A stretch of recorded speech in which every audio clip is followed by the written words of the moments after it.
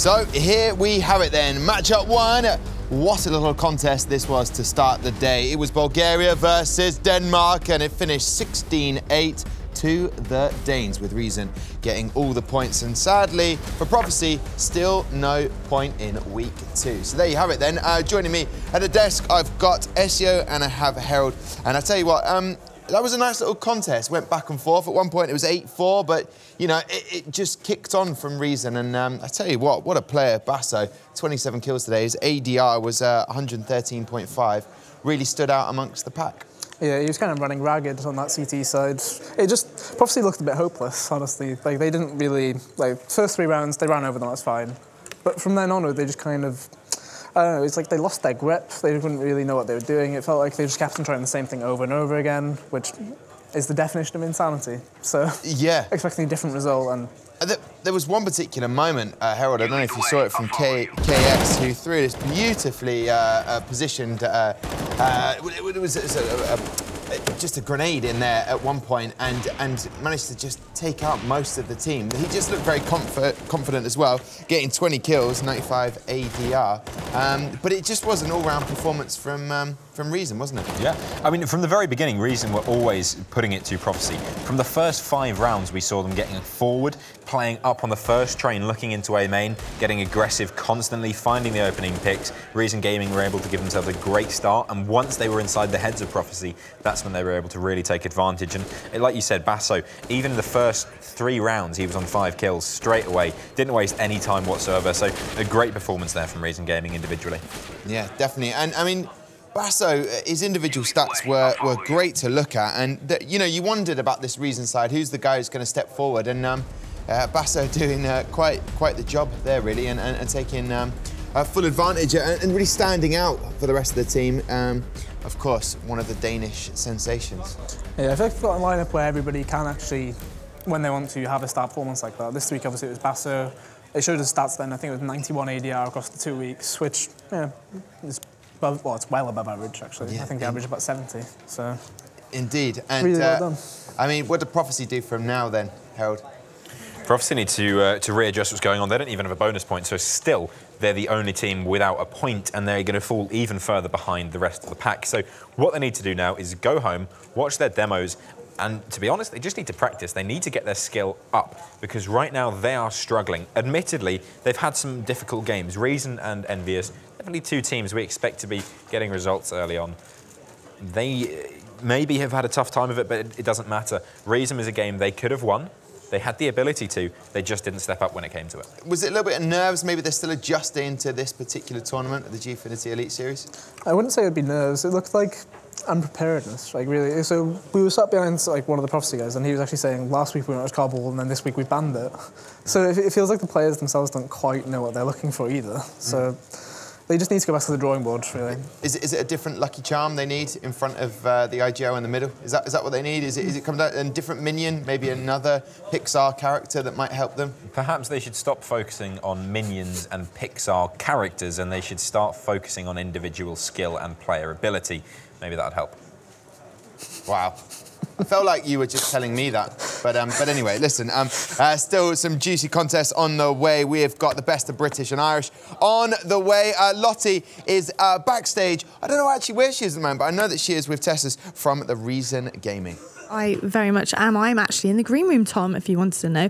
Teasers, congratulations on the win so far. I also want to point out that this guy is only 16 years old. So you're a superstar playing with such an amazing team as well, and just got your first win in Gfinity Elite Series Season 2. Let's have a quick talk about the game.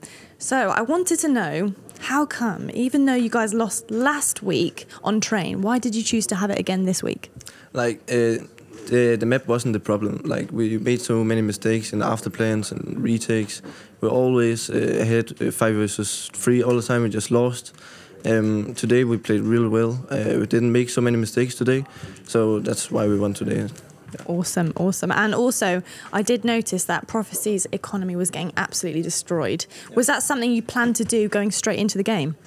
Yeah, mid-game, we read their economy. So yeah, we tried to play like use their nades and get them low on money so we could win. Well, it definitely worked and it definitely showed through as well. So this momentum, you've got this winning momentum. Are we bringing that into next week's game as well? Is this reasons 100%? No, we're not at 100% yet. I think we'll get there, but not quite this tournament because we have a lot of mistakes to fix. But we'll get there some way. Amazing. Thank you so much, Thesis. Tom, let's see what they've got next week. It's heads. Do you get that first or second? So here we are then. It is coming up for match up 2. Endpoint taking on Excel. It's the Blues versus the Blacks by the looks of the jersey with a bit of orange in there as well. It is very, very exciting. And it is going to be an awesome matchup too. It is Endpoint against Excel. Last season, these two raced for the Final Four, with Excel sneaking into the 4th place spot on the last day of the season. And I am delighted to be joined on the desk by two of the lads. I'm joined by Jacob and the coach of Endpoint. Gentlemen, feeling excited about this contest, Jacob? Excited, yeah, I guess so. I think we know what the map's going to be, so I think we prepare quite well, and then hopefully we just don't play dog like last week. Okay, thank you very much. Dog is the title. What are you doing on the desk? What's happened here? This is not how we rehearsed it. You kicked off. That's what happened. You weren't supposed to be here. He sent me back. Unbelievable. We said, honestly, we don't want Harold here. We just want the main man, SEO. Well, so how are we going to do the map selections? Well, we've got our adjudicator man here with the device ready for this. Endpoint, how are you feeling about this? Yeah, I mean, news to me that we know the map. I thought we had to do the veto first. Yeah, it should be fine. I'm confident. Yeah. Wow, that is fighting talk, but I like it. What are you on about, Jacob? No one knows. The point is, you start selecting which map you do not want. The coin toss has been done. Who's going first for this? Endpoint is banning first. Endpoint is banning first, so in your own time. We're banning Nuke. Straight away. Jacob. Cobble. Cobble is being deleted. Next. Cash. Cash money. What are you doing? Well, I've got to add dramatic effect. Okay, Jacob. We'll ban train. Ban train. Train is gone. Overpass. Pick from the final 2. Mirage, yeah. We'll play Inf. So ban Mirage. There you go. So that means that is the final map that we are going to be playing. It's going to be Inferno. Happy about that? Yeah, I mean... We can tell both teams very happy about that. I think both teams were expecting that, so yeah, it's no issue. Okay, no issue. No issue. Got to start fast, Excel. Normally slow starters. Have you got this, Jacob? That's true. I think so. I mean, I knew it was going to be Inferno because it's the only map they've played, and it's our strongest map, so we're happy to play them on it. Oh, that is fighting talk indeed. Listen, here we go then. We're just about ready for action then. We know the map. We will be playing on Inferno. Gentlemen, you can head back up and give your teams the good or bad news. They're not listening to me, but it's fine. We'll be back in just a couple of minutes for Endpoint and Excel. Don't go anywhere. Now they're going to walk past the shot. Unbelievable. Cheers, guys.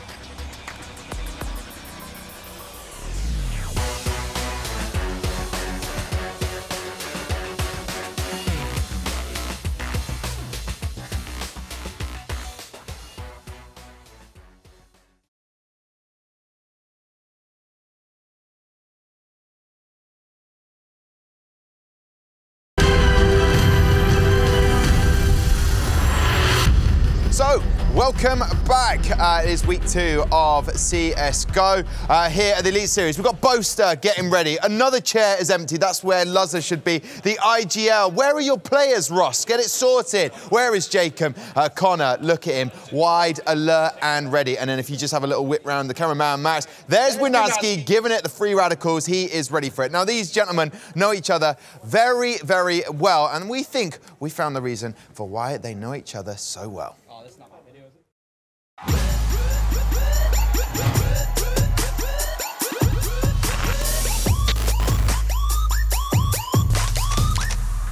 Hi guys, welcome to the Team XL training house. Come on inside. So we've got 3 spare rooms in my parents' house right now. There's Ross. We've got Boaster, Luzza, Connor. We actually share this bed. These are the young lads. I don't know what to do on here. Sleep. Spoon. I let them be, They got a nice wee ensuite in here for all their needs. Yeah, let's go to the next room, guys. This is Ross's room. He's got his golf club out there. He's practicing his swing. Got the ensuite as well. This is my sister's room, never lived here. Lucky for him, he had the room by himself. So this is my room since I was 12 years old. The ensuite, take the TV. But I now live in Cardiff, so when I come home, it's an absolute treat to jump in that huge bed. I love it. So we'll go up to Jake's room, team captain and leader, the main man. To be honest, it's probably the best room and the biggest room. He has the top floor all to himself. Hello, and this is Jake M. As you can see, a half-made bed, good attempt, fair play. He's got the nice ensuite with a nice bath and a decent wee view out there. Lovely up here. I don't see anyone else having a better house than this. So Jake, let's have a look at what you've brought with you today. A lot of fur coats, it seems. Perfect fit. Thank you very much. Yeah, so we've taken over one of the rooms, as you can see, all the wires on the ground here. So we're into the study, and as you can see, everyone's hard at work. This is where all the magic happens. We've got Luzza Boasters who did his aim training, Connor on deathmatch, and we're going through some strategies right now. This is going to be our lives for this week, right here in this room. If it goes well, then I'd say we got a decent chance of replicating what we did last season. It's a pleasure to let the boys stay in to practice. Very lucky to be living in this house. So there you have it, Huggy Bear, aka Windansky. What a beautiful house, and it just goes to show if you keep playing CSGO, you'll soon have a house of that size. Did you enjoy that? I thought that was fantastic. Beautiful. Fantastic. Now, the reason we're over here, myself and Harold, is because we want to talk about Endpoint and their decision-making, don't we? Oh, we do. We want to talk about some serious decision-making and some decisions that got made. So what we're looking at is we're looking at a 2 versus 5 clutch. Now, we don't often see this kind of a play, but we are going to have a quick look. So we've got Fasha and Stan left, the last 2 men, versus 5. 2 men on the A bomb site have been killed. Fasha is alone. 1 man versus the world on A. Stan's on the way round, but he's not quite quick enough. So Fasha, he needs to make a bit of early aggression. So he's going to get up and he finds the first 2 kills. This is absolutely key. So by finding these 2 kills, what he does is he completely cuts off the bomb plant. With no bomb down, there is no pressure on the CTs, which is fantastic. So what he does there is he reverses the pressure. So if we keep running, what we see now is that the pressure is flipped onto the Ts. They have to get onto that bomb site, and Stan knows that. So he sits up, goes in front, common spam position. He knows they're going to have to run through there. He finds the kill, turns it into a 2v2, and now it's doable. The last 2 players very low on HP, 11 and 15, Zed and Aaron. And the last 2 CTs, they can see the bomb, they have a little bit of control, and mentally they're in a very, very good place. They've got the 3 kills, so now just waiting. All they have to do, wait for the enemy to make a move, and that's exactly what they do. So once the bomb goes down, I believe it's Aaron planting. They know exactly where he is. They can isolate the last player, playing together because they know there's one on the site. So they go in, finding the player on lower. It's an instant kill from Stan. Moving into the bomb site, they're going to go for the double peek. Very easy. Find themselves the kill, and that's the round. A 2v5 clutch. Incredible stuff.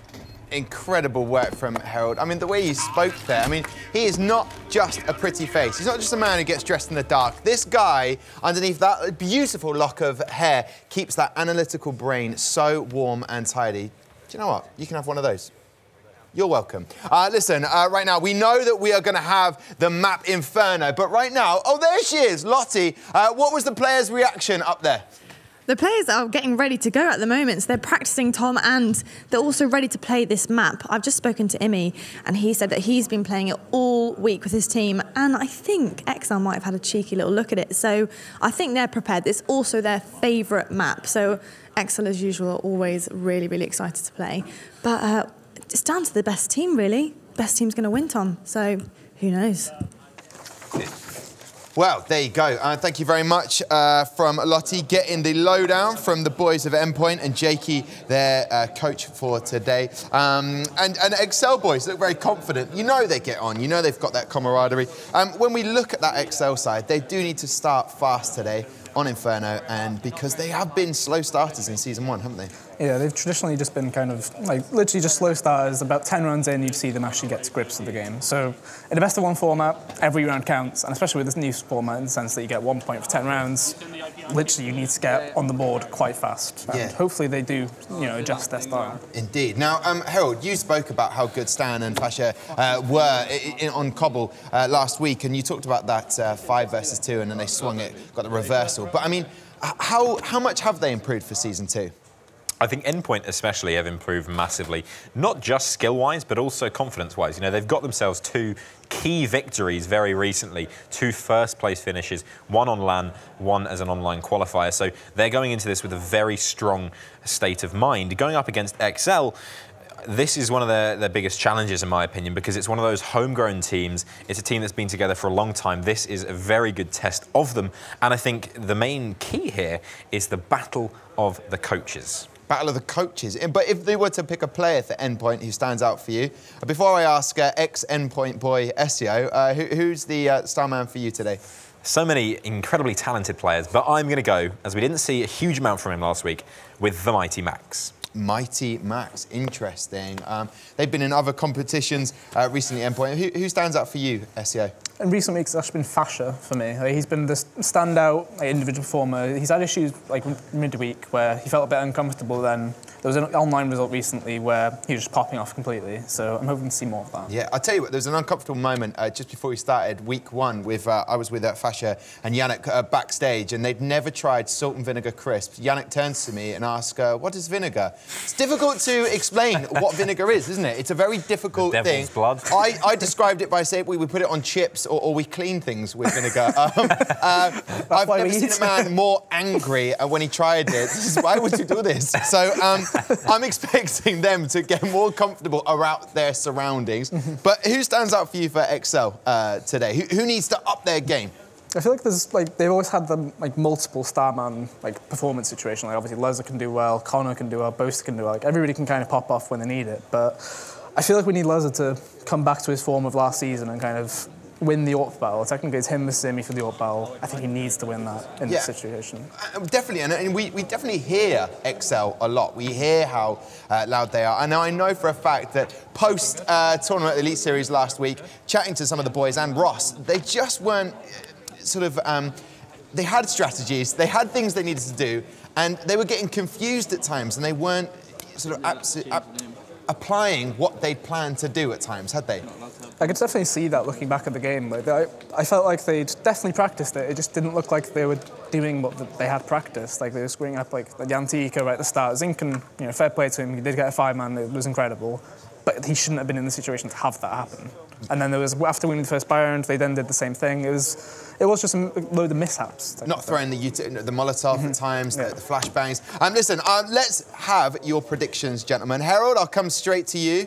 That analytical brain, who are you saying? Who's your heart saying? Who's your mind saying? I'd like to point out for brand reasons, I am not an analyst, but a pundit.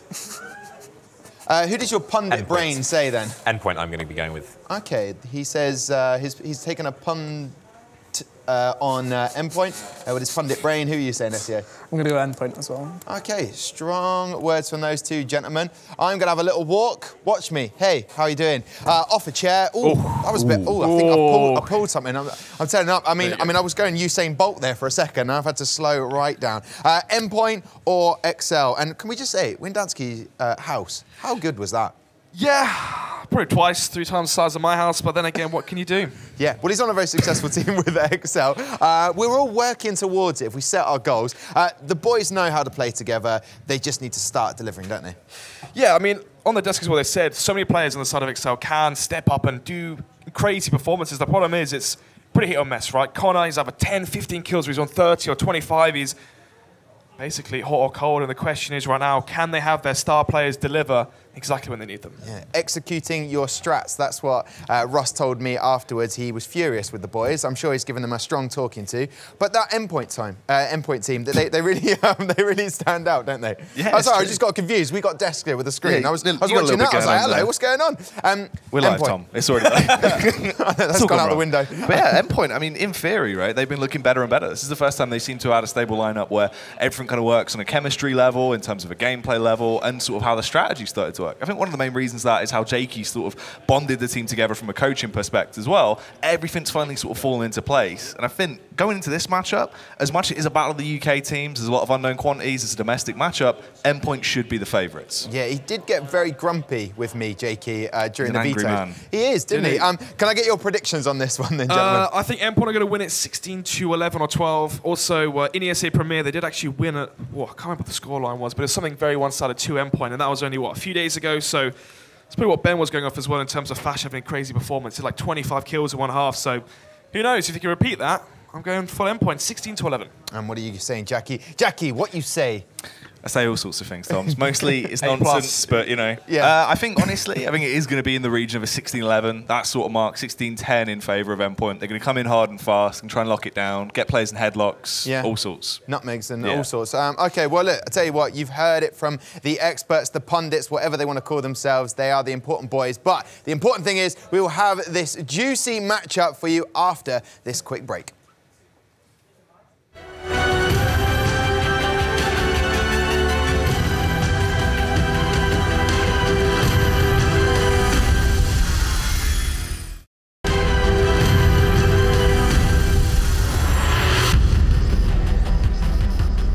Right, here we are then. Match up 2. It is the best of British and Irish as we have Endpoint taking on Excel. You've seen the predictions. Both of you gentlemen are going for Endpoint. But, and both of the casters over there, Jackie and Snods, went for Endpoint as well. We've been choreographing a few moves for later on, which we'll have to... Yeah, it's going to be... No, we're not going to do it now. I'm not going to come over. I'm just going to wave at you, It's ready, gentlemen, Tom. I've got it here waiting. And look so after you. Look at who's just walking through. Reason are coming into the Gfinity arena. There goes Basso. Look at him. He's very happy with his 27 kills from earlier on. But now we turn our attentions to matchup 2. Gentlemen, it's also going to be Inferno, a map. So what can we look forward to in Inferno? In terms of, map control, obviously very heavily favoured towards the B side of the map. Obviously, on the T side, you want to take control of Banana, have control of that portion of the map. The reason being is it's so easy to sell fakes from there. Apart from that, Lazar versus him in the op should be the star of the show. It's also quite a warm climate. Oh, yeah, definitely. Very, very humid. That's one of the things. Cold hands. Yeah. So that's the name. That's what it refers to, obviously. Sorry? Oh, Inferno. Yeah. He's worked out the joke. Yeah, I thought you meant cold hands then. I was just a bit like... But yeah, it should be an exciting matchup over through. Obviously, the way we break this down in terms of both these teams, XL Season 1, we saw a lot of... We did see quite a bit of Inferno, actually. They actually did show up quite massively. I think a close game they had as well was against that envious roster. Yeah, especially. The thing is, what I point out is XL, the map they did take in the quarterfinals versus... Or the semifinals, sorry, versus Epsilon was on Inferno. I believe they won, what, 16-14, 16-13. XL as well, last season, beat Endpoint on Inferno. If you can cast your mind back to last season, Endpoint won Overpass, and then XL won Inferno. So let's see if XL can repeat that one. Yeah, there is a lot of history on Inferno for either of these teams, really, so it'll be interesting to see who's going to be able to perform the best on the day when we get into the action. Now, in terms of what they've been doing behind the scenes as well, XL, it seems like more so they've been able to further their map pool. They've been working on expanding it than really refining things we saw in the past. Obviously, we saw Cash come out.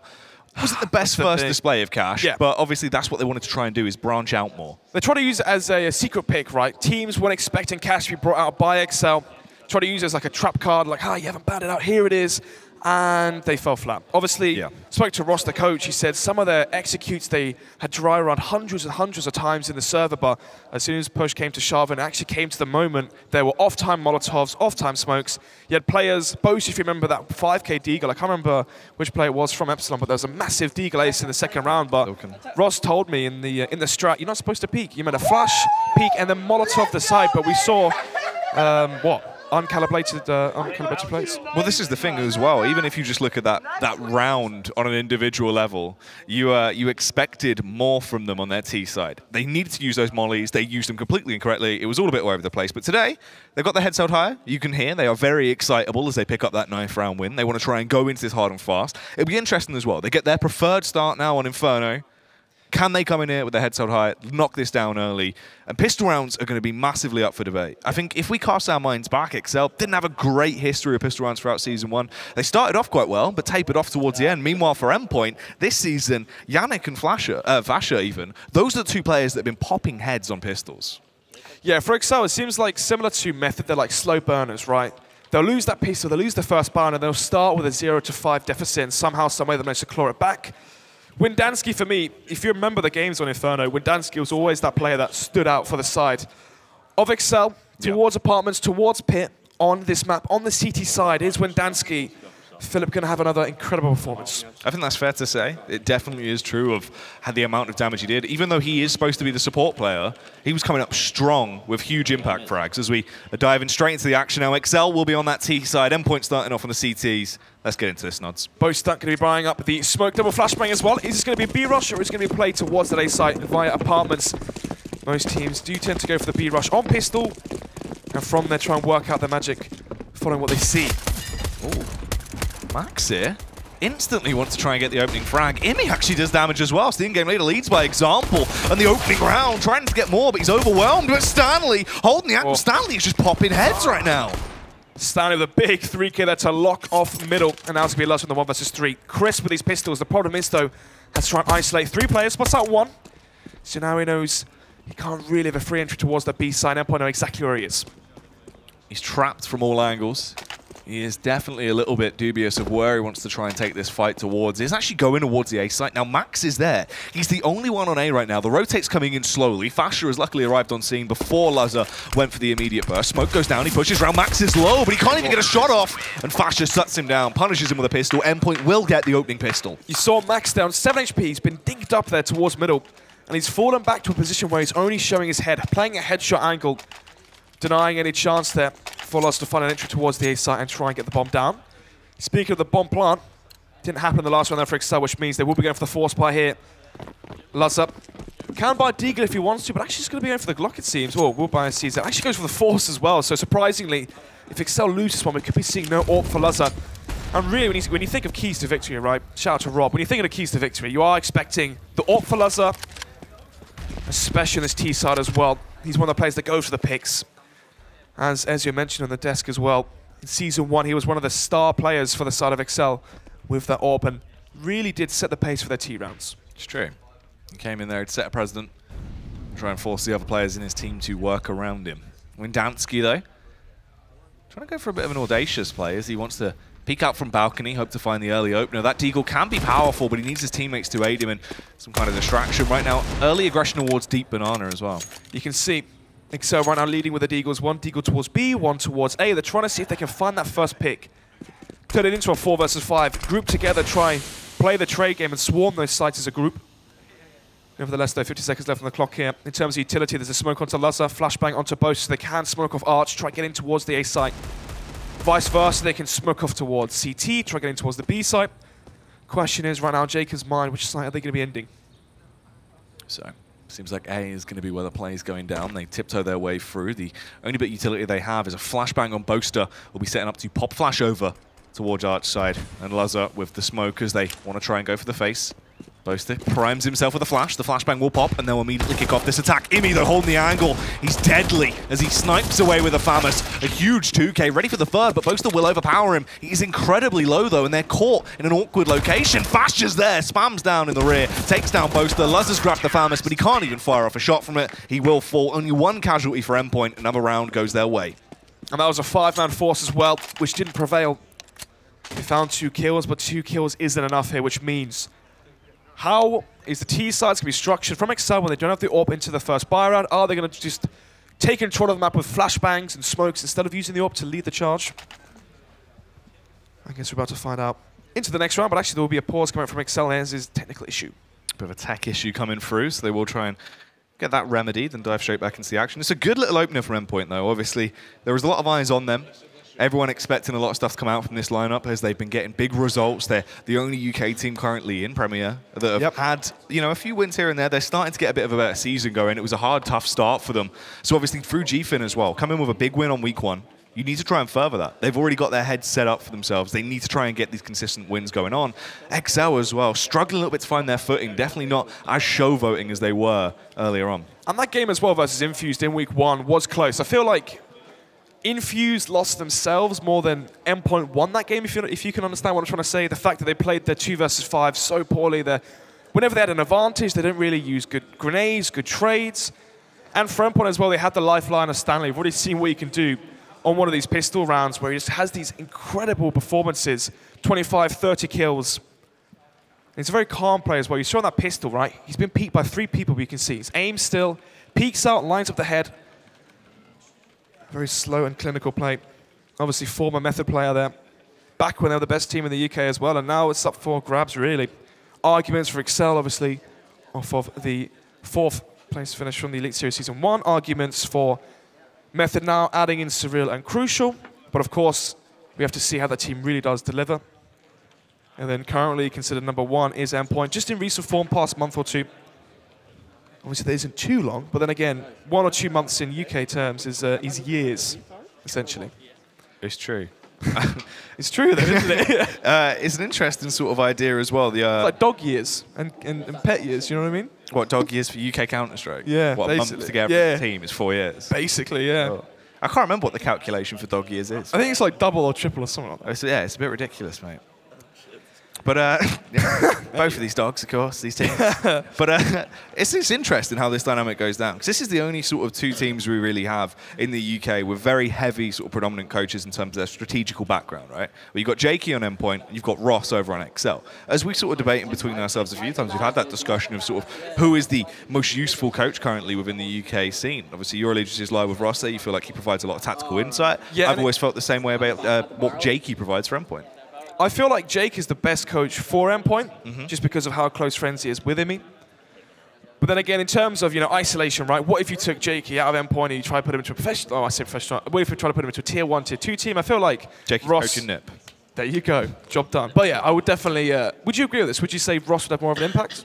I think it's hard to call. Obviously, Jake does a lot of stuff sort of behind the scenes in terms of heat map stuff like that. Ross is very more as well. I think Ross is quite useful in terms of how he can come in with a sort of a mental reset for players. In XL, if they get a little bit overwhelmed, Boaster starts to get a little bit, he sort of takes that mental knock in rounds that don't really go their favour. Ross can reset them. Jakey, it's more, he doesn't sort of have to worry in that level. He'll try and keep players hyped if he needs to, give him a little bit of a pack on the back. But, sort of with Jakey, it's more, he'll come in predetermined with a setup. And his job as well is done before the game's actually started, whereas I feel like Ross has more of an impact during the match. For Jake, it is really about, as you mentioned, the statistics, the heat maps, the knowledge going forward into the matchup, giving Imi as much leeway and leverage as he can against his opposition. In terms of IGLs as well, Imi and Jakim. Jakim obviously used to AWP on the old edition of Excel before Luzzer joined, back when, it was Reason and another player, I can't remember. Was it? No, it was just, it was just Reason. He got moved. And then they added in Luzzer to take the mantle of the primary AWP. And from there, it's all been up for the side of Excel. Yeah, it's true. That's the thing as well. So that dynamic is interesting, how there's the different strategies of JKM and Imi in terms of callers on a one-on-one level. That's why this matchup, even though it is sort of, it's more domestic in terms of a UK environment, these 2 teams haven't really played against each other that often. I think, we don't really see them playing against each other in prac environments. They're not really playing actively at tournaments anymore because they haven't really met each other. The only time they played was the WSG qualifiers, but that was when Endpoint had Thomas and Alex from LDLC. 2 altered lineups, yeah. Yeah, and, how much leeway can you give to Endpoint for winning that when you are subbing in Alex from LDLC, obviously? But then again, right, that was the same map on Inferno, and it was when I watched that, it was 16-13, 16-12, so it was still close. I think it was a close game for what it was, yeah. But of course, that's Endpoint trying to mix it as well, not having their full lineup, which is the way they can go back and file any of their tactics that they needed at that point. So, still, you can hear from the players there, no in-game sound from a few players, which means we are still waiting for this game to go live once again. But it is still a 2-0 advantage for the side of Endpoint. And for XL, they do have 2,000 across the board, so they'll be ecoing this one into round number 3, so it's likely that Endpoint do have a 3-0 advantage. Yeah, they need to try and work straight back into that as well. You can see Fasha there. He's just kicking back. He's lounging. He's ready for the action. He's chilled out. I think that's the sort of overall vibe between Endpoint right now as well. Everyone seems a little bit more relaxed. Stanley seems like he's feeling it. I think that's a good environment for them to be in. They play at their best when they're quite calm, yeah. Initially, I thought YNC, maybe not YNC, maybe like Fasha would be the star player for the side of Endpoint, but it really feels like Stanley has taken that mantle as the star performer for Endpoint, where when his team needs him, he's the one that backs them up with the firepower that take them over the finish line. Well, I think it's more sort of their dynamic, the fact they can rely on these players to bounce back and forth. Obviously, Fasha, in terms of sort of raw statistics, what he's done sort of obviously throughout, his terms of in a mixed environment, just dealing damage, obviously, yeah, making a name for himself off his raw talent. He's shown that. With Stanley, he sort of made that, but in a different way, throughout the UK scene, building his way up. Obviously, Mirage, a map that he was quite famous for. He did a lot of damage on Cobblestone as well. He can be an incredibly impactful player, and he's always worked that into his environment. Believe we are going live now as the pause is taken away, and there you have it. It will be the beginning of round number 3, 2-0 in favour of Endpoint. As I mentioned before, they did win the pistol and versus the force by the 5-man force by of that from Excel. Already the enemy trying to get some aggression towards middle. Again, early lead here for the CT side. Yannick peeking out towards mid, just hammering down, so he'll be tagged down towards 80 HP right now, but they just want to make their presence known. Ideally, force Excel to do something a little bit random into this round. Let's see what they will actually opt to do so, though. Grouping up heavy towards mid. Seems like it once again will be a burst towards A. Imi here with the FAMAS as well. We saw him get 2 kills prior when they try to go for the rush towards A long. Still just holding off towards Arch. YNC as well towards Boiler. Holding to see if anyone from Excel will peek him. In this scenario, for Endpoint, they want 4 or 5 to stay alive and get kills as SMGs to really have their money run away with it. Yannick and Imi, they're going to be quite crucial into this one. Imi struggling a little bit, but luckily he will be able to be assisted by Yannick there, and they both find 2 frags each. Very nicely played. Stanley for the final blow as well, so they get through that with a clean house. No one goes down. The perfect way to play out that round. Are they going to be keeping their SMGs in their arsenal, or are they going to be disregarding them and picking up rifles and AWPs? I guess you're about to find out here. Obviously, if you do bring forward the SMGs and you win this round, 4-0 up, you then have the SMGs to go versus the pistols again into round number 5, plus your money will be incredible. You're probably looking at, what, 7,000 easily, 8,000. And for your CT side as well, that is paramount. And as I mentioned before, they will be going for these SMGs. How are they going to play with the reduced firepower versus Excel? No AWP though onto Lazar. And let's see how they're going to be trying to adjust their T-sides accordingly. Cool. Connor, a bit of an awkward confrontation. We've seen in the past how he is incredibly useful at getting those opening picks towards Banana. He's done it single-handedly multiple times. Is he going to be able to achieve that against Endpoint, though? They get the early info. Max and Co immediately back off, though. They're not running any risks against Connor right now. Ooh, double play towards apartments there. I actually quite like that. YNC will find the first. Both trying to go for the wallbang. Will tag up, stand just a little bit, but eventually we'll be able to fall back. 4 versus 5 now as Endpoint have the lead into this one. As well. This is where they're slightly staggered by as well, because they wanted to just try and carry those weapons over, play it out like more of a scout round, so they can build more cash off this. So Endpoint, nicely done to get that early frag. Good initiative. Obviously something to catch Excel off guard. And now also, going forward into the remainder of this map, Excel are going to be terrified to go for that peak just in case there's still 2 there. So psychologically as well, will have its impact. Bomb towards T stairs will be picked up there by Jacob. Where's the bomb going towards B or towards A? Actually going to be going towards the A site. And as I say, that cast is cursed. They're going towards B. But there's no fake being sold by Excel. Endpoint can keep 3 players towards the B site if they wanted to. Try and see if they can defend the assault coming in now. 25 seconds left. The utility they've been saving this entire time is going to be very, very handy for them as they can slow down this push even longer now. Excel, they're going to be forced to charge into the unknown. Fasha, flashbang goes out to try and slow them down. Nice position in play from Mighty Max here. He might lose his teammate, but he'll redeem himself with 1 frag, taking down Jacob. Imi also falls there. They've got 7 seconds. They need to try and recover the bomb and get it down. Oh no! They might have just run this way. They have! Connor can't plant. What a muddled up round. It all goes wrong. The bomb dropped in the pond. And there you have it. They're going to be swimming with the fishes along with the bomb. What a soggy round. Exactly that. 4-0 now. As the money should be strong. You can see already 7,000 onto Stanley. 6,000 onto YNC. No AWP here for Imi. Doesn't really need to bring that one out just yet because they should be expecting pistols here for Excel. But actually, Excel did save 2 AKs. And with the bomb not going down, they're going to get no round loss bonus, which means for the rest of the half, the money's going to be quite strange here for Excel. That was the least ideal way to possibly throw away a round ever. Exactly, because if they lose this round here, into the next buy round, they're going to have 3 rifles, then 2 pistols again. So we're not really going to be seeing a full force buy for maybe another 2 or 3 rounds here from Excel.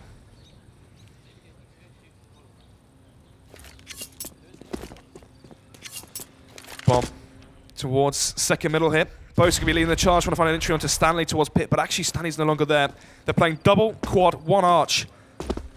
And actually, an Apps burst here from Excel be such a strong call.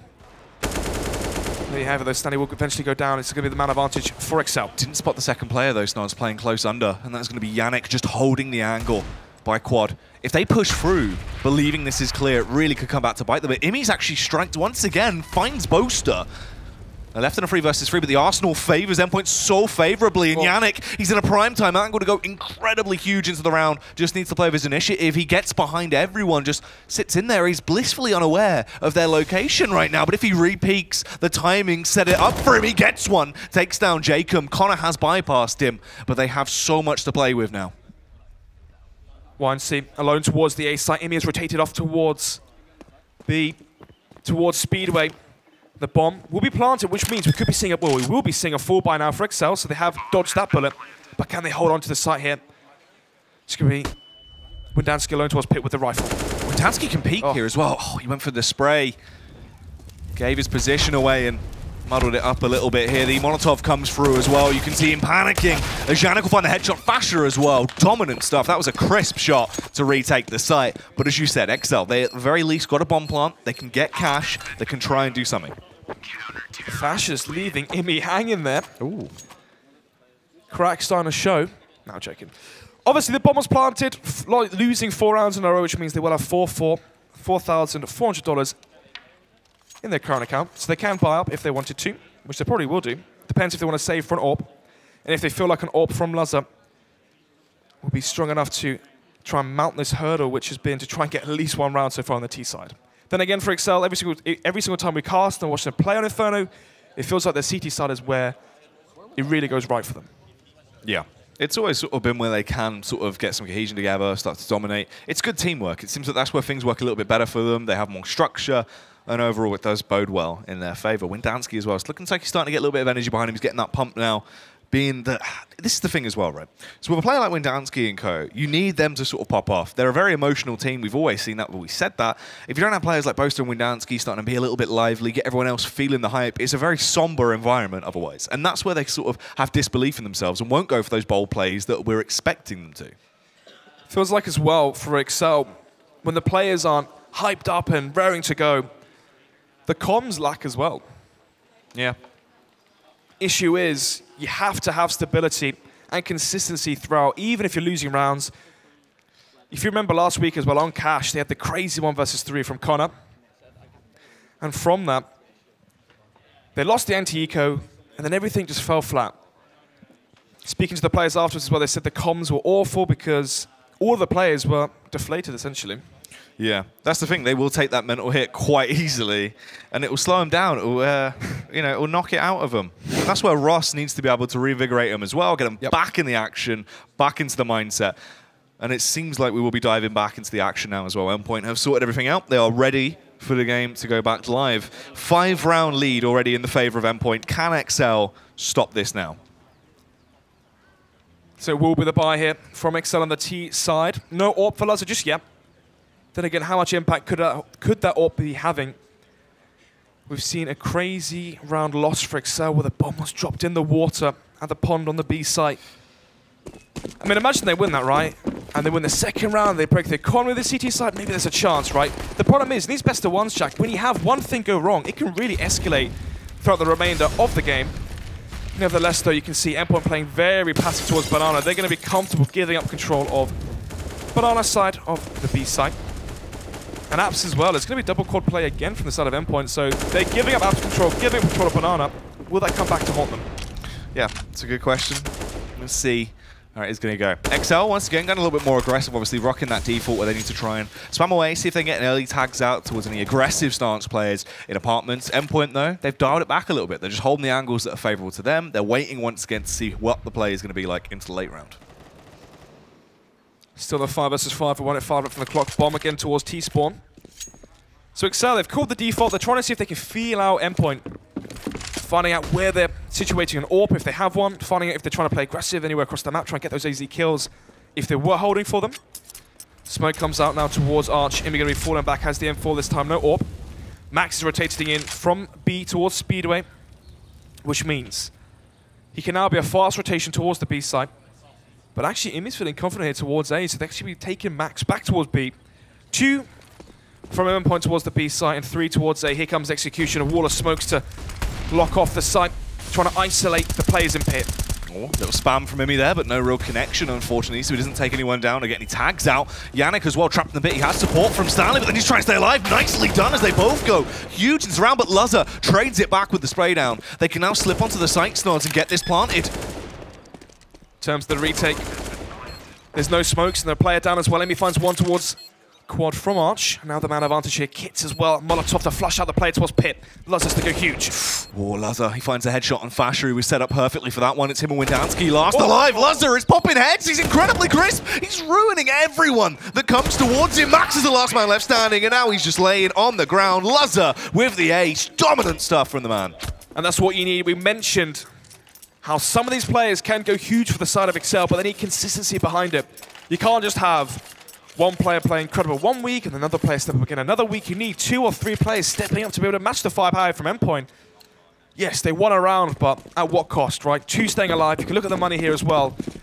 Windansky, the player, the richest player, probably outside the game as well, but currently in this round has 3,000 in the bank for the side of it for Excel. So if Endpoint can win this, reset the money, and this could go south. Immy there.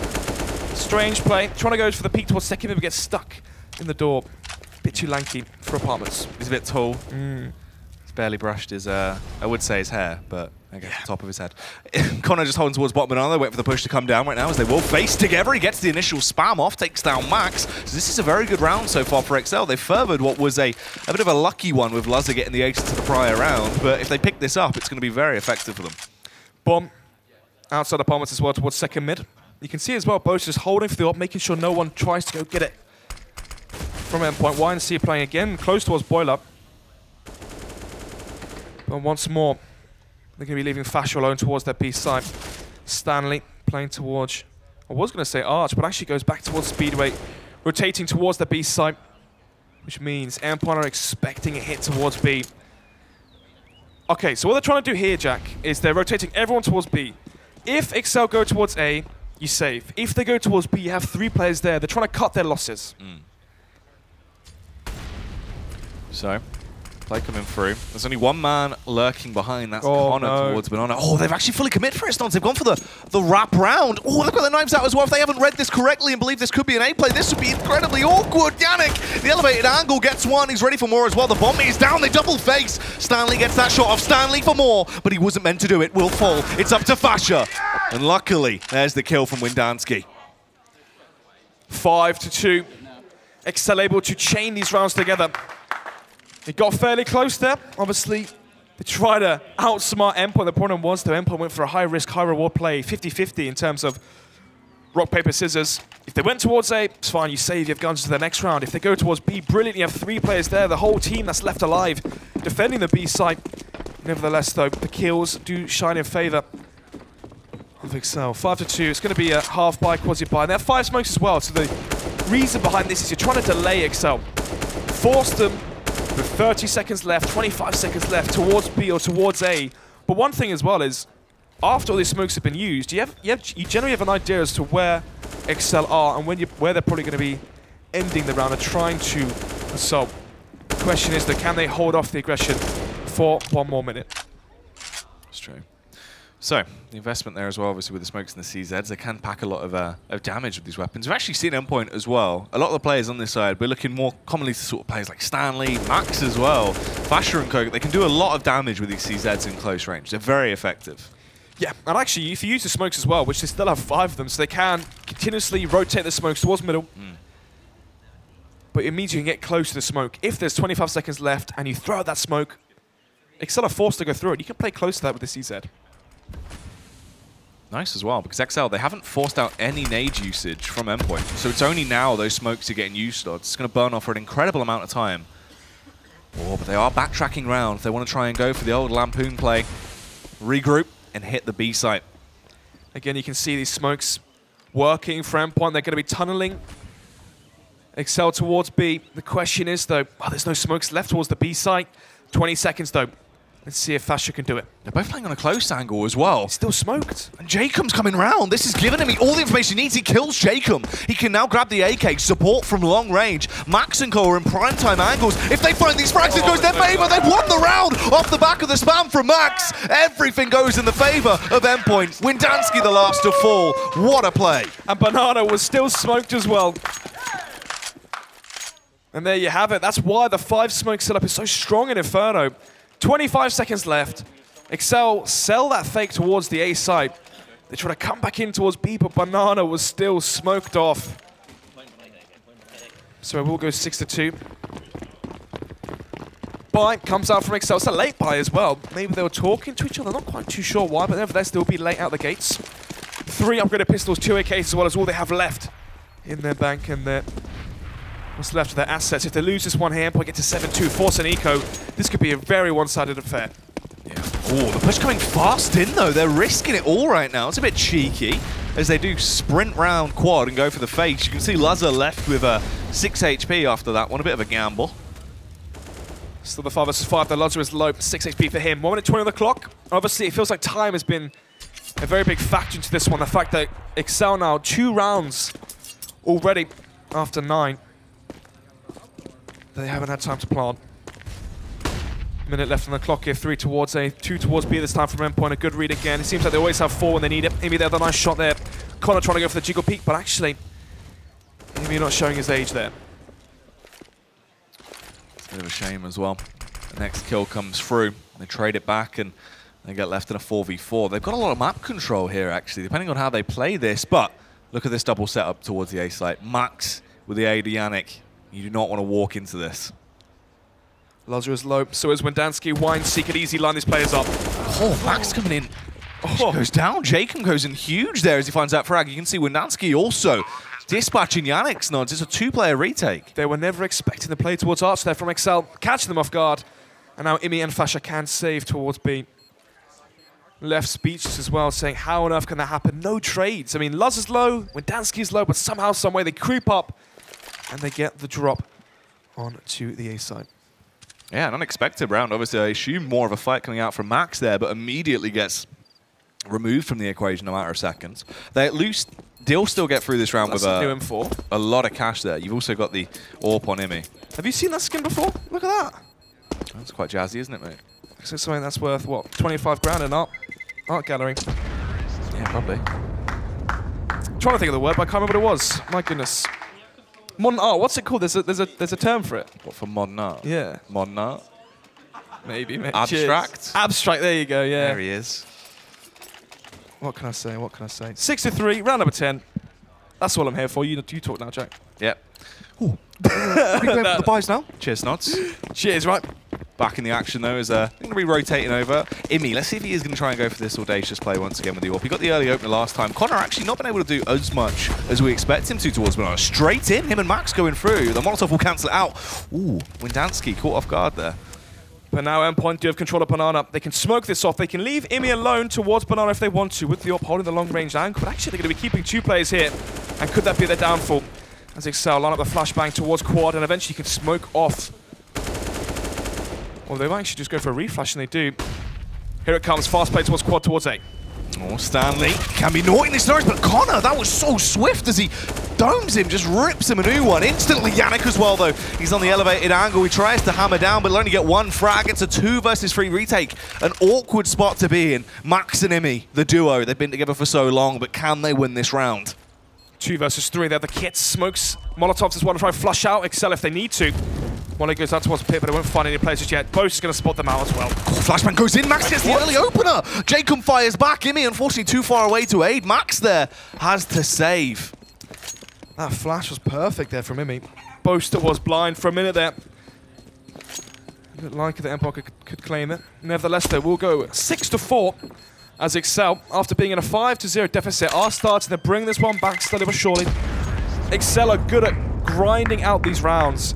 After boot camp at the Wendansky establishment, they obviously spent hours and hours drilling over strats. They mentioned last week as well the fact that they went over these strats, but they couldn't actually quite have the timings as well as they had online. When they came to the stage. So, another timeout here from Endpoint.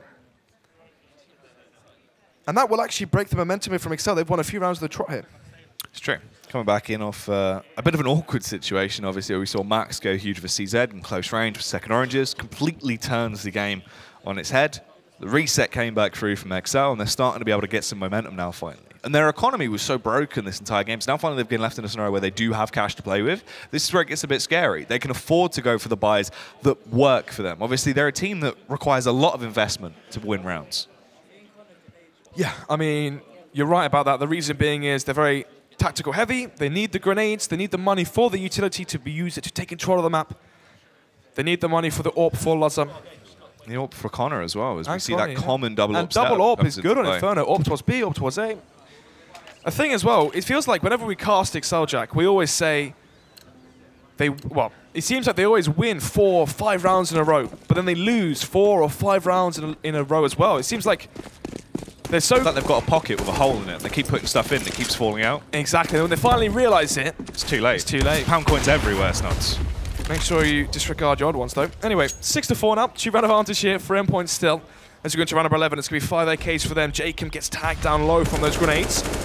But then again, Imi, the only player here with the AWP, the firepower, and the Kevlar as well to back it towards the A site. Excel, they're waiting for the smoke to fade towards B. The Molotovs, the utility being used to clean out all these angles. And eventually seems that there will be contacting in towards B. Max is waiting with support once again from Fasher, though, but they don't really have long range to play with. They only have these close range pistols. Max loses head instantaneously as well. Both are going to take him down. The rotate has to come through. The CTs will be moving around. Imi should just go for the save here as well, though. No one else is really invested, so they can try and get something out this round. Get a few kills here and there if possible. Find a couple of exit frags in XL, but Imi just needs to save the AWP. Essentially, no real reason to give the AWP away. Obviously, if Imi was to go for this and he gave the AWP to Lazar, that is exactly what Excel would want. Fash here towards Ruin, trying to see if he can get some exit kills. Trying to see if he can keep players towards the default site so they die to the bomb, potentially. It seems like another clean round here from Excel. 5 staying alive, so the money to be good. I mean, if they're not silly, they should all just exit together towards Banana, but they do actually take the fight. They're going to run straight through. Connor gets that kill, but they do get traded. Well, that was very, very clean. They smoked out CT, so they cleared out Ruin, and then they clear out CT, so... Excel show tactics to save as well. Honestly, I honestly reckon we could take that game B with a buy round. We just sit and cover everyone. If we get that one kill, it's Into the mind of Joe Ducky Loose. There you go. What goes through a mind like Lazar? I think we can just rush B. Let's see if they've got the balls to do it, though. Are they going to go for the fast play towards Banana? He sits coils every round. Can they smoke it off, go for an execution, try and catch the players off guard? Let's find out. Oh, Lazar leads the charge. He seemed to want to try and find a cheeky little entry frag. Meanwhile, Imi smoked off. He won't get anything with his AWP, but he does still fire off a warning shot. Now they know the AWP is towards A. And that could be a sign as well to go for a contact play instead of an execution. If you know that someone's AWPing the B site on, especially on B site Inferno, you want to execute upon it. Smoke off coffins, smoke off CT, molly out back boxes and whatnot, but actually some counter aggression here from Endpoint. Talking about mollies as well, that was incredibly nicely done one. You can see that lobbed over, instantly falls into Windansky's location. The panic, the hoo-ha, he had to fall back, but he took a lot of damage. Endpoint, they were hoping to get kills with that Molotov, try and see if they can isolate players towards top Banana, but instead, they do take control of it though. Another smoke comes out, that's an extra 15 seconds, 20 seconds taken off the clock here for Excel. Set themselves up once again. The flashbang's going to be going over as they jump face it. Imi's there, misses the opening shot. Caught on the fallback as well, so he gets slowed down as they tag him up. He's got to try and smoke on the molly. Oh, he leaves it active, and we'll just rotate back around towards Library and try and play from a different angle. 4 towards A from Endpoint.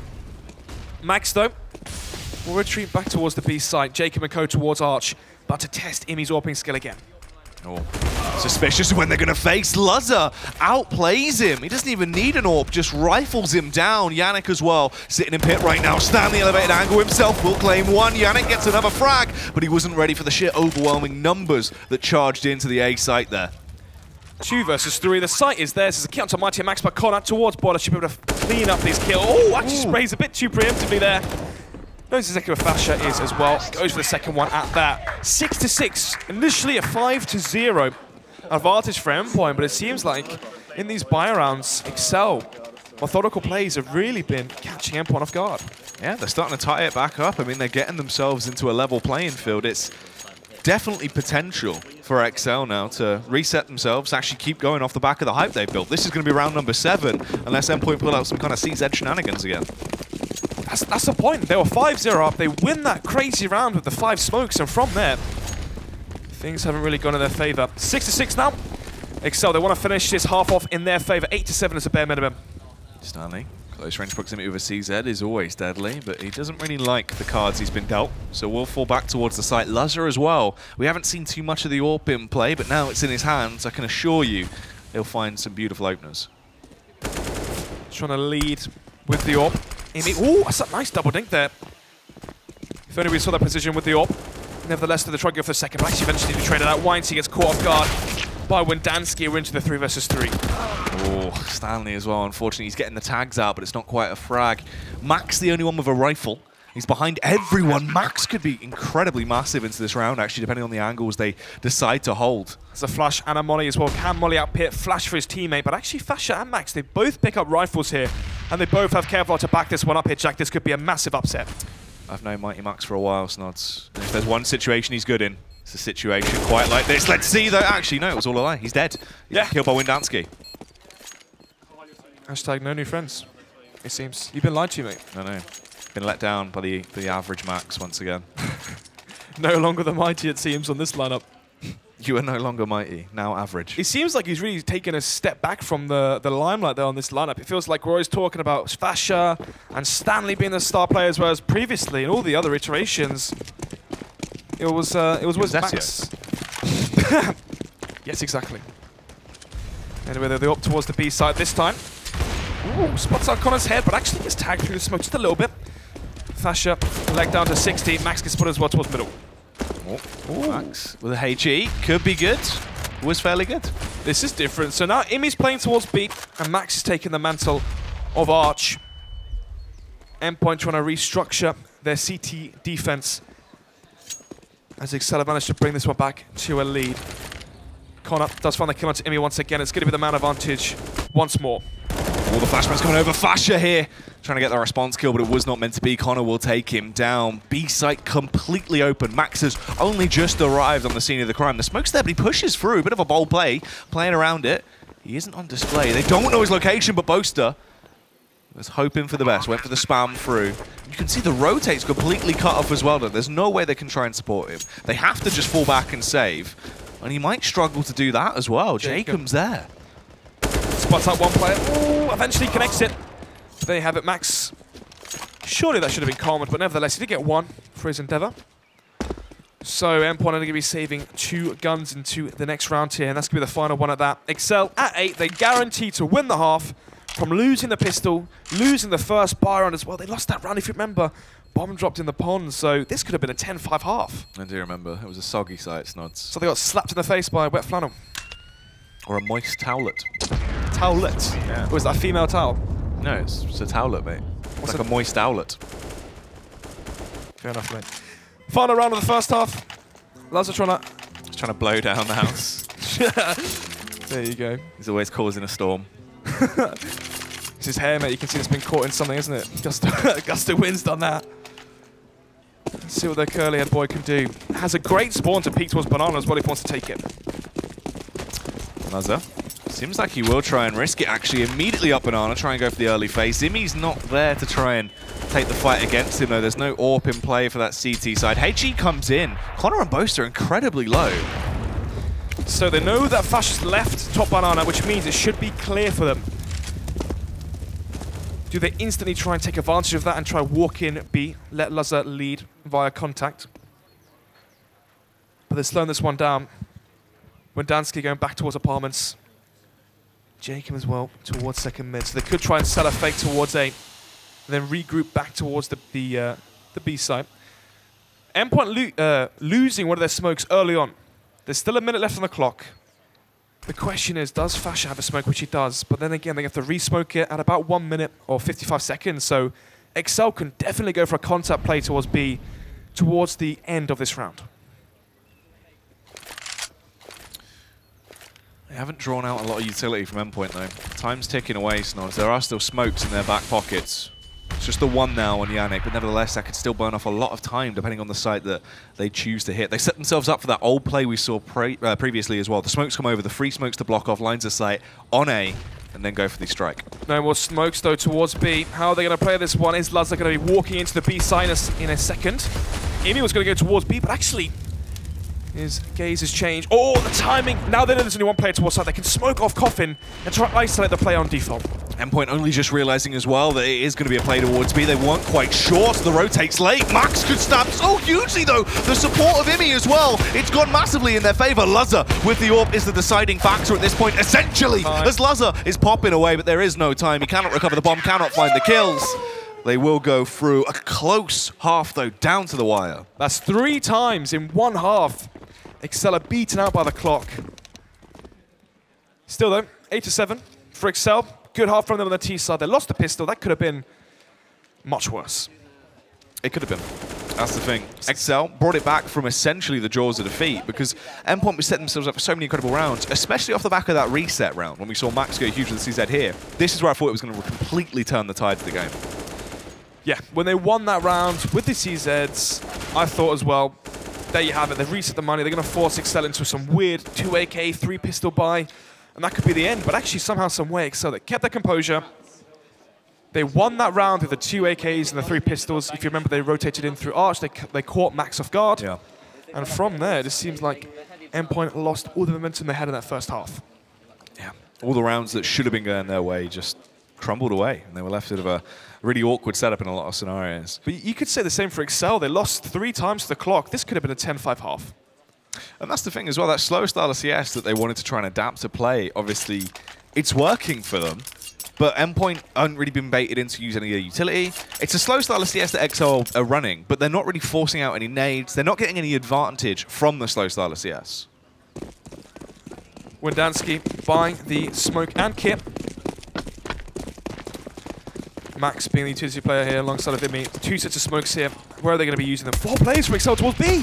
Oh, Lazza sniping down early on as this push comes through towards B. Jacob, if they kill him here, though, they can at the very least secure a bomb plant, but he's still getting frags. Somehow, he's just popping heads. Imi will eventually take him down in the battle of the in-game leaders. They slip on towards the site, and they can get it planted, sure, but they're outnumbered 2-1. Imi has no cover as well as the smoke, so can smoke off towards Mini Pit.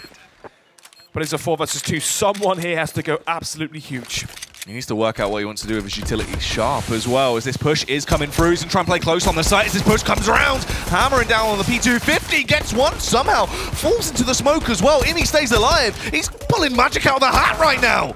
Somehow, he will eventually go down. The defuse is there, a bit of a wacky round, but XL get the opening pistol and set themselves up for a dominant lead here. An incredible 2K there towards Banana from Lazza. It seems like he's really stepping up and finding his form. It's either Boaster, Connor, or Lazza. Seems like it's Lazza's day today. Wendanski's usually so strong and a great anchor towards the A site. On the CT half here, let's see if he can keep to that normal form. These buys coming back through as well. The XL buy is actually a bit intriguing, I must say. 2 MP9s and MP7, 2 Famasis nods. Yeah, so for Lazza, obviously, with the AWP, you have the SMG to stack up cash. Then again, do Excel have something in mind for this next buy round? Ooh, bit awkward, but Connor luckily was on the receiving end. He knows how to fire back as well. Support of him and Wendanski, the Irish infantry, are just ripping through everyone. And it will be a very nicely played round. They shut it down. 5 players staying alive for Excel, which means they don't have to drop any weapons over to their teammates. All they have to do is rebuy their utility. Questions to be answered here, though, Jack. Are they going to be keeping 4 of the SMGs? We've seen every team so far do it. It seems like they're going to be going along with it as well. No AWP for Lazza Instead, it buys full utility and has the MP9. Are we going to see some aggression towards apartments, towards Banana with these SMGs? Or are they going to try and get away with a standard round? Oh no. He should have peeked there. We had time. Max had a nade out. Obviously, hindsight's 2020. Lazia towards apartments as well, trying to get aggressive. But aggression towards Banana. Connor finds 2. Oh, Lazia as well. Waiting to do even more damage. There's the headshot. Snapshot takes down Max. Yannick can trade it back, but it's just Yannick and Imi remaining. He has the AK to play with here. They will try and tiptoe out and see if they can at least achieve something in the round. He's only on 20 HP though. One shot from these rifles will take him down. Going towards quad there, but do they expect the play from Jacob? No, they don't. Missed a lot of shots there, but eventually we'll get the kill. And now it's just Imi in the 1 versus 3. Seemed unaware entirely of what was going on in that scenario, so we'll fall to Jacob. Imi trying to trade it back, eventually gets it, but still, look how low he is. It's a repeat of history once more as he's stuck on the bomb site. He will be able to get it down, so they're still getting cash, but will they get around? Nice molly play, but they're going to run into it. And he wasn't quite ready to unleash. 11-7. Imi shaking his head. They won that round after losing the first player, 5 versus 4, and they had the SMGs as well. You couldn't ask for more. For Excel, you are going to have money in the bank. You have 2 players stay alive. We should be seeing, what, 8,000 to Lazza, 6,000 for Connor. Obviously, Lazza rebuying the M4 this time. Not even go for the AWP. He knows the Endpoint are going to be on pistols in a weak buy. So, Fasha here, 9 kills once again. Last week, a poor performance this week as well. Online in Premier, he played incredible on Inferno. But we need to see him get comfortable here on the stage. He needs to be delivering Endpoint. They look like they're missing something in the Elite Series so far. Yeah, it's not really all on display right now. It's looking a little bit lackluster, especially when Lazza is just able to snipe away towards mid. He will eventually fall to Fasha. Fasha, the only one that seems to really be defying what the CTs are showing right now as he hammers down the Deagle. Some crisp shots, even doing damage with a scavenged M4. Yannick as well comes into effect. What is going on? Wendansky now in the 1 versus 3. All the players are low here from Endpoint. Here's a kid and a smoke, but there's a gap in that with smoke there. Gets split out. They know exactly where he is now. Nearly an impossible round for him to win. Oh, Wendansky gets the headshot off. Flashbang goes in. Stanley and Yannick are low, but the fact is 2 versus 1. So many angles to clear. Not a lot of time. It's going to be a bit of a judgment call, and it seems like he will opt to just back off. The smarter play here. Last week, they had Stanley to carry them forward over the finish line. This week, who's it going to be? Fasha with an incredible round there. Gets 3 entries towards the A side, just as I was harping on him as well for not stepping up. He's the one to really deliver when it's needed and actually give Endpoint another lifeline back into this one. Winning that round of pistols, which means they already have money in the bank. You win with pistols, you retrieve the rifles off the dead bodies from Excel. And now look at the money for the CT side. The buy's going to be weak, and actually this is going to be going for an eco. That's not a great spot to be in as well. That CT side economy, it's very fragile. It can break quite easily. Control towards top Banana here again from Endpoint, mimicking exactly what we saw from Excel. From most teams as well. It seems like the current meta, you take control of Banana, then you can take control of middle, and then from there you really do opt to where you want to end. Lazza being the only player of Kevlar into this round with the CZ and Flashbang. We saw Endpoint trying to utilize 5 smokes, but this time it's just going to be pure firepower from Excel if they want to win it. That shot comes through from Stanley there. He'll eliminate Wendansky. Little boost for Connor so he can hold the angle. I don't know if that's going to be as effective with the Deagle though. It's quite fast players. They sprint their way through that Deagle. You need to be very precise with. And loud. Yeah. Execution towards the B site here. Let's see what they can do. The cells ready now. The Molotovs are coming in. Let's see if Connor is going to pay off from this heightened angle. Hammer down. Actually, yeah, makes it work as he finds the initial kill. Stanley will trade back. Lazza just sitting through the fire and flames right now. Goes massive with the opening CZ frag. They get into a bit of an awkward position as well. Imi, so focused on getting the bomb down, didn't clear second oranges. Gets punished because of this. Bolster eventually falls. There's no bomb plant for Endpoint, but they get the round. 11-9. Endpoint only 2 away. If they'd lost that round of the pistols and it was 12-7, you know, going into the remainder of that second half, you are favouring Excel, but now there's definitely an argument for both teams to be closing this one out. Round number 21 here, it's going to be 5 AKs from Endpoint, no AWP for Imi just yet. Obviously, and the CT side didn't really have too much of an impact. He had a nice start to the half. But nevertheless, it will be the FAMAS there for Boaster, AWP again for Lazza. So, how is he going to be utilising that one? Goes to the peak towards middle, actually. Peeking towards bench. Spots up the Toe from Fasher lines up the hip, and he does find the first. The man advantage once again for Excel on the CT side. Grouping themselves up as they go for this burst play out of balcony, but Boast will get the initial frag, trying to get more as well. It's a huge tag on Stanley, but quick converted. Lutter misses this shot with the orb, falls as well. Everyone gets blown away on the bomb site, and all of a sudden it's in favor of Endpoint. From a 3 versus 4, somehow, some way, Endpoint have turned the tides. Connor and Windansky, the 2 Irishmen, to try and change and battle the odds here. No kit, just a smoke and flashbang, as they're still going to go for it though. Connor here. Trying to work out what exactly was going on, see if there's anyone in any close range angles. He could attempt to find a couple of exits, but they realize it's safer for them if they just leave, keep on what they've got, rather than worrying about trying to deny cash for Endpoint. 11 to 10. Excel seem to be letting this one slip away at their fingertips. Only 1 round now separating these 2 teams. They will save 10-4s, and actually they can drop over, I believe. How many rounds in a row is that now? 3 in a row, which means they have 2.4k, so they can't drop. Obviously, if you lose 4 on the drop, then you have that 3.4k loss bonus. If you save a rifle, obviously an M4 costs 3.4k, you still have your Kevlar, so you can drop over weapons. But instead, it's just going to be another quasi-buy, backed up by the rifle saved by Excel. And the AWP picked up from Laz's dead body now onto Imi. More Stanley going straight in, trying to find these initial opening frags, but they fell back just in the nick of time. Control of top banana once again here from Endpoint. Connor and Windansky, both rifles towards B. We saw the same sort of stack happen from Endpoint where they put all their eggs into one basket towards B. And it seems like Excel are going to be copying that. Both the rifles here, if there's a chance to win the round, he's definitely putting them here. But look at Imi here, going for the first pick. Oh, Imi gets the contact pick, takes down Connor. Windansky's there, wants to avenge his fallen brethren right now as he'll reshuffle round, play from coils. The rotates come in as well. He has support from Lazza. Still the man advantage though, a minute left. Smoke comes out again towards Banana, but it will fade eventually. Lazza picks up the rifle from Connor's body, and a good boost here as well. Only show the head, so this could definitely work here for Excel. Let's see if they can get the kills. Seems like they are going to commit to it as well. Will be that play towards the B-side. Fasher with the entry. There's the response from Windansky. Windansky gets more. He sprays and prays, but eventually he couldn't quite get him. He will go down. It's Bolster and Jacob now to attempt to retake this. They're armed with a CZ. No utility, no armor either. This isn't great for them, Snods. Can just go for exits here. Obviously, they have nothing to lose. No Kevlar, no real firepower, just CZs, which at their disposal. Try and see if they can take some more money out of the bank from Endpoint. At best. Just going to hold these close angles. See if anyone from Endpoint does try and exit a little bit early, a little bit flamboyantly, so they can try and punish them.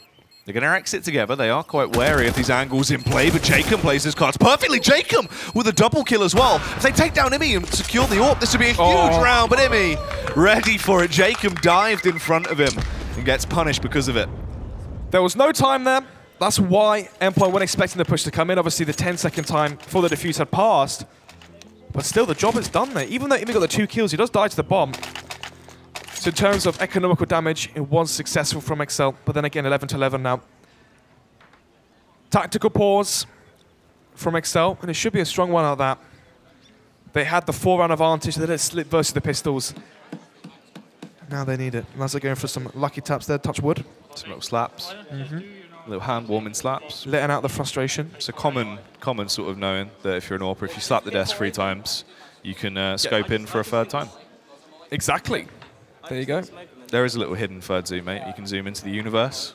Go on then. With the AWP scope. You have to just hold down the right click a little bit longer. What happens if you don't press any of the left or right, or if you don't click in at all? You lose. There you go. You lose. It's called doing a prophecy. But tactical timeout, obviously, for Excel. They want to try and work out what they need to do. And they need to restructure something, right? Because it's not a fluke at this point. It's not losing rounds into the afterplant. They are just losing rounds. They can't quite get it together. There's no real structure in a few of these scenarios. They're just getting overpowered. Let's see what they're going to opt to do. 20 kills from Imi. Great performance so far from him in the second half. Obviously, on the CT side, There were gaps in his play, but it seems like he's really woken up when push has come to shove here at 11 to 11. Let's see if Imi can be the defining factor to pull Endpoint over the finish line. Orb for Lazza and for Imi. Are we going to be seeing the Orb versus Orb battle? Smoke comes out towards Banana, but actually Imi's going to be pushing it. Imi made his presence known now as well, but Lazza is still not fired any warning shots, so Imi is unaware that he's going up against an AWP towards Banana. The peak will be coming around as he scopes in close on the angle, just waiting for the smoke to dissipate, or if he's going to try and push through. Fash is there as well. The smoke's fading though with the timing. This could be awkward if he peeks into it. He will get one, ready for the second as well, but they smoke it and opt to just leave it. I'm so close to connecting that on Imi as he crosses as well. They don't want any of that. Going to be changing their approach towards the A site now, grouping together as a 4, going for the contact play. They can let Imi lead with the AWP if they want to, up quad, trying to find that first kill, but look at this, there's 4 players towards the A side from Excel, they've read it perfectly. Try and take that control towards Arch as they make their way around. Oh, Windansky, depends on the timing, but he could be the key to the round. Molotov's going to go down to just try and hold them off. The smoke extinguishes it, they know it's a play towards the A, bombs at Jacob as well, Molly in. They're trying to batten down the hatches, they're ready for this push to come their way as they know it is going to be a very heavy hitter. Flashes out, but no one peeks at it just yet. Look at the time here, 30 seconds left, Empire are forced to go for it. Oh, Max with a double entry, that's incredible from Max! Ooh. Max, the hat-trick! What was that from Max? Just ripping everyone's heads off. Not even sure if he even found that third frag, but he's won the round single-handedly. Excel shouldn't be losing that one. You have the man advantage, you know it's the A site, you have 4 players there. This is the thing, right? What more can Excel do? You get the first kill, you have a man advantage, you have perfect rotations from your CT side, you have 4 players there. You couldn't ask for a better scenario, and somehow, some way, Max defies all of it. It was very, very interesting. Max just sublime entries as he rips his way through all of them. It's another round now for Endpoint. It's a shame as well because it was set up in a good manner. They were playing a very far back style CS, it was quite relaxed. Excel seemed to have some kind of a tactic in mind. Lazza got the early entry as well, but it just was not meant to be Max. Oh, there he is. Look at that grin. He's loving it. Oh, here we go. There it is. From Max's POV as well. Oh, that is filthy. Yeah, it's like a 360 Terminator there. Like a turret, essentially. The Maxinator. It's like Terminator, but Max. Cheers, mate. 12 to 11 now, 1 round advantage. Finally, for Endpoint. As I said before, Jack, Excel, they win rounds in bunches, and they lose rounds in bunches. They win, what, 4 or 5 in a row, but now, from 11 to 7, they've lost again, 5 in a row. When are they finally going to get rounds on the board? Oh, it's convenient they deal things in bunches, mate, because they're stacking Banana. There you go, mate. Hey, there you go. 2 for a pound. As there with the angle gets flashed off, it goes for the reface, but Imi's too fast this time. Keeping up with his performance, just as the smoke lands as well. Jake wants to try and trade it back, or at least get some kind of info on what was occurring. Can grab the AWP and stay alive with the weapon. It's a very effective early entry, though. From what we've seen so far, Excel are 5 away from closing it out. Can they go for another big momentum play and get over that hurdle at 16? Both teams have 10 points. They do have 10. They do secure 1 point each. Normally I'd favour Boaster in this scenario, but Stanley is just incredible when it comes to getting these entries towards top Banana. Stanley! Just brutal stuff. Fasher as well. The smallest gap you've seen. I think a little bit of a tag actually through Stanley comes out there. He punishes them, and they get instant control towards that site. It's only Jacob left. He's got the AWP that he scavenged from when Lazza passed away. Can he hold on to it? The late Lazza. Dead now, of course. 12 to 11. It's going to go 13 to 11 here. It's going to be Jacob in the 1 versus 5. Of course, they've lost 3 in a row, 4 in a row. So no, what's it now? 5 in a row? No, it's going to be 6 after this one. Wow. So they will get the full. Quick maths. Exactly. They will get the full round loss bonus. So they can still afford the AWP just in case Jacob wants to give away his location. So they know now they know where to hunt him. And look at them. Yeah. Like, look at them. They've all just started running towards apartments, as it seems like he's given away the signal. Yeah, not too sure what's going on there. They're all like vultures, aren't they? They're converging on him. They're hunting him down. Oh no! Let's see if they can actually overpower him. He's realised what he's done now, hasn't he? Jake a little bit terrified. He's a bit spooked. Dear. That's just something of a horror film. What is it? Shaun of the Dead, where they turn the lights on whenever. Oh yeah. Wait, what, in the pub? No, what is it? He turns on the gambling machine. I can't remember what it's called. Oh yeah. Do you know what I mean? Yeah. Right, that makes more sense. I was gonna say. 13 to 11. Round number 25, Excel gonna have another buy into this one. Let's see if they can finally get some, well, oomph behind their plays. Nades up towards top banana. Aggression as well. Lazar flash off the angle. He's not going to go for the reface this time. Gets dinked up as well. He's low. Actually not. Dinked through the wall. Still has 80 HP to play with. But then again, Endpoint securing top banana once again. Top banana. Are they the top dogs as they make their play towards this bomb site? An abundance of flashes getting dumped out by XL. Just unloading. But they will be holding close by as well. The smokes are down. They can try and go for this push. I mean, sight is clear. They're just playing essentially for the retake right now. And Flash has been able to cross. He has taken a ridiculous amount of damage in doing so, but he can be a nuisance now. XL playing retake towards the B site. Surely there's a trade kill. How on earth is that able to happen somehow, some way? When Dansky threads the needle, perfect timing there, gets the first kill. We could be seeing something here from XL. It's very possible. They got mid control on the side of Endpoint as they want to try and tiptoe their way around.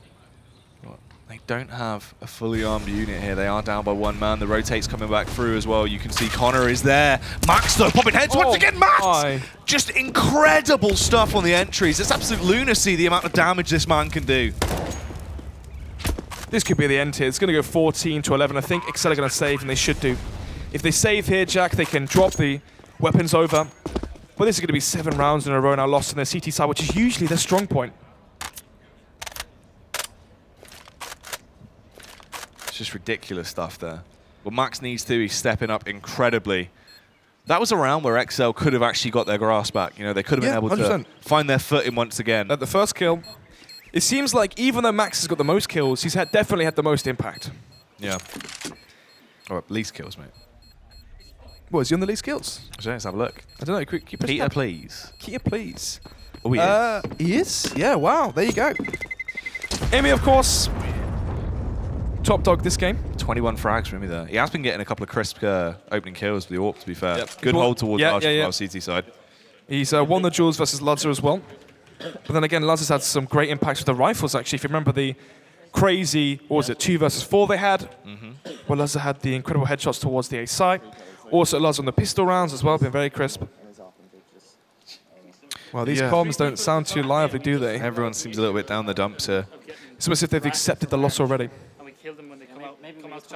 You can see Ross getting involved as well, obviously, with that tactical advantage. Him and Jake, the two that more predominantly want to bounce ideas off each other to refresh what they want to go for into this round.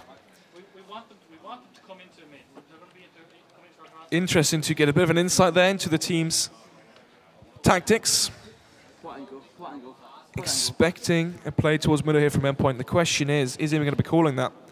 Or are they going to go for a default? Are they actually going to be going anywhere near middle? So far, they've been very heavy towards B. When they go for their defaults, it's towards apartments and then into middle. The 2 rounds they've gone towards A, Mighty Max has basically killed everyone. It's true. It's not even any really way you can counter that. You can't sort of put up a barrier against good, Max. Good setups as well. He's just on 180s to kill them. Yeah. Jump back into the action now, though. 1 round away from Endpoint, at the very least securing themselves match point. XL is now on Eversnods. Round number 26 here. Endpoint 1 away from match point and 2 away from closing this one out with a 2-0 so far on the Elite Series. Both teams have 10 points, which means they do both secure 1 point as a bare minimum. Aggression towards Banana here from Endpoint, but there's no players here. Sorry, from XL, but there's no players from Endpoint towards Banana. Now they can leave Connor alone, and the rotation comes in. They're going to have 4 towards A once again. It's a heavy setup on quad here as well. 3 players in close proximity, holding by quad. Imi went for the face on Arch as well. So they're going to be dubious about this. They're going to be expecting more players situated towards quad. He is trying to go for the contact face with support of Max and Co as well. But he's just going to dry face it. It's taken down. Boaster connects the headshots. This is when the sea of Endpoint players will swarm in. They're getting the frags now, Snods. It's going the way of Endpoint. Lazar on the side, already getting tagged down by Stanley before he's even seen him. Flasher eliminates Windansky, and Connor is trapped in a 1v4. Has the kit and a flashbang, but that's about it here, Jack. Gets spotted out as well. Just going to be saved the M4 here. Had a chance of a dream of getting to overtime. But it's going to go 15 now for Endpoint. They're at match point. They have 4 more chances to close this one out in regulation. He's got to fall back. Got to save. Cash isn't going to be fantastic as well as we go through. And it's not going to be a great way to go into this final round, especially in terms of their confidence as well. They've taken a heavy hit. And as you said, they almost look complacent with the fact they've accepted defeat here. They know they can't bring it back. We noticed that early on as well. Just in terms of their comms, it sounded so defeated. Last week, they lost to Epsilon on Cash. This week, it's looking like they're going to lose to Endpoint on Inferno. And this is a map where you saw what happened when the veto happened. Endpoint didn't look happy, and Excel were cheering. I say Excel. Boaster was cheering. Yeah. But right now, the only players that are going to be happy here are the ones in blue. Oh. What's up, mate? This is interesting. So oh, two ops. Out, but actually... this should have been. This could have happened earlier, right? One up towards A, one up towards the banana. Obviously, Endpoint have been flashing to banana and mollying its investment. It would have been hard to get an impact. Boaster here this time with a good flashbang from middle will find the first. Because of the setup they've been running as well, we're not actually seeing Connor with a secondary up because him and Windansky play a site together right now. He's playing up close and personal. Windansky's there on the secondary up. Connor finds the entries with the M4, but Max trades it back. It's all up to Windansky now on the site to try and ward them off. Luckily, they haven't gone for the immediate face. Jacob's been given enough time to rotate in. Molly comes out towards back box, exactly where Windansky was playing, but he has the backup here from Jacob. But then again, it's going to be a 2 versus 3. Towards the B site is Jake. He's about to be tested. It goes through the CT smoke. Ooh, they're going to try and push it through, but it's a bit staggered. Whoa! Flasher finds the one tap. That was incredibly crisp, but there's the response from Windansky. It's all on him now. Can he close it down? Surely this isn't the way that XL get overpowered as he lands the tag. The Molotov forced him out of position. He's got 50 seconds in a 1 versus 3. No utility. It's all up to his raw individual skill. Could try and save here. There's no, in hindsight, there's no real reason to give away the op for free. He might even throw it away at that point. Problem is, for XL, they do have 2 already in play. Just going to be leaving Boaster alone towards the A side with a FAMAS. Imi still has 100 HP. Is it winnable, though? 1 versus 1 towards A. If he finds this kill on Boaster, it's going to be a double AWP retake towards A. With 1 flash between all of them. Imi gets on the site, 13 seconds. He is going to go for the plant. Boaster hasn't been able to spot it out. Boaster will be aware of what's occurring now and try and jump face in. He's waiting for his teammates, it seems. He doesn't really want to go on his own, but Imi takes the fight towards him. It depends if he's ready for this, because this could really leave a sour taste in their mouths if he actually peeks into it. Flashbang goes down to just try and toy with him a little bit, give him a bit of disbelief about the play. Finds the first kill. There's Windansky falling. He's ready for more as well, just holding the angle. Expect them to push towards him. Wants to hear him tap that bomb first before he does anything foolish into this round. Lazar has the kit. He just has to hold it, and he will get the round. 15 to 12. Excel 3 away from forcing OT. But then again, they cannot make a mistake for 3 more rounds. Endpoint here, they have to keep their composure, keep calm, and carry on doing which was working for them. They've won 8 in a row. Yeah. How often do you see that? Especially on T-side Inferno as well. And the situation though, Fash is the player that was the catalyst to force it. Now he's on 17, nearly 20 kills, so I was giving him some hard time in the first half, but he's really been the player to open up and give chances for Endpoint to come back into this one, alongside of Max. They can afford for the way that round to go as well, because you can see the reinvestment comes out. Imi back on the AWP. Obviously, the only damage they did was against XL's economy. They were able to stabilize it a little bit, but there was a heavy buy back in from XL into this round. Endpoint, they've got a lot of chances to, at the very least, try and push this one into OT. Once again, double up setup here from Lazar. Aggression once more as well from Boaster. Goes again another time in towards apartments to get the first kill. Lazar on the angle as well, maybe faced here by Imi. Oh, there's the peak with Lazar a little bit too quick. Seems weird that they were unsuspecting of Boaster's play towards apartments there as well. He's been going quite heavy a few rounds. It's been a lot more confidence-based aggressive plays from XL in the previous few. So Yannick not really reading that. Oh, another kill from Lazar. Seemed like it might have been a collateral there as they lined up. But it is just Max and Stanley remaining in a 2 versus 5. Max straight through the fire. Had something to prove. Jacob though with a double. And XL get the much-needed round. This is getting too close for comfort now for Endpoint. Thankfully, though, they do have so much money in the bank after winning 8 rounds on the trot, so they can continuously buy up for the rest of what could be regulation if we do see overtime. 2 more chances now for Endpoint to finish the job.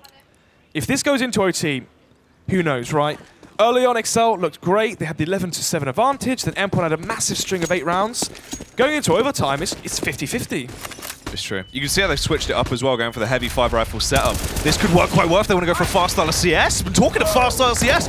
Bolster and Lazar push in, they go aggressive. Comes back to bite them immediately. Oh, Thatcher as well. Crisp as ever as he domes down Windansky. You saw Windansky trying to force the issue. And now just leaves Connor alone towards the B side. Endpoint, no, there's only one towards B at a maximum. Smoke comes out, Connor maybe even forced to push the smoke. Actually going to be playing retake here. 4 versus 2. They should be 16-13 here for Endpoint. Connor.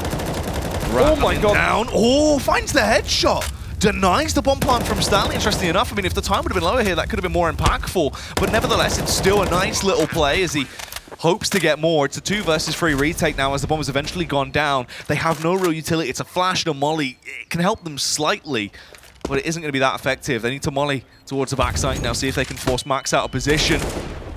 You can see that flashbang boiling down the clock as Connor gets the first kill, needs to push in. They have to go for it right now. It's now or never. Jacob as well. Going to walk in between a rock and a hard place. There's the opening kill from Thatcher.